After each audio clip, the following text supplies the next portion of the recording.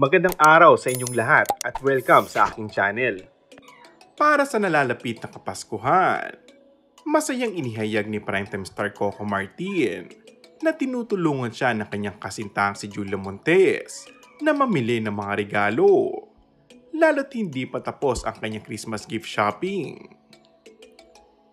Sinabi pa ni Coco na si Julia at ang pamilya niya ang makakasama niya ngayong Kapaskuhan.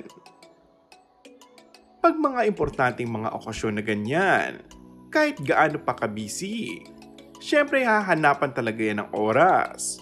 Yun ang importante, mairaos na magkasama. Dagdag pa ni Coco.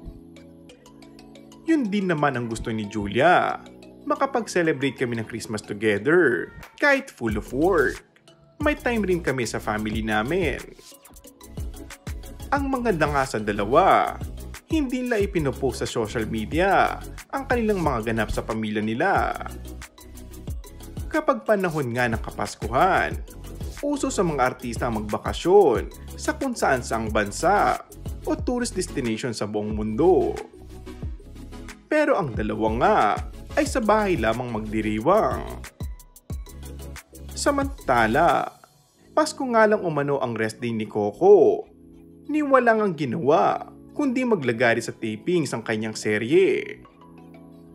Ang kasalukuyang umiiring Batang Quiapo, araw-araw ang taping niya, walang pahinga, dagdag pa ni Coco.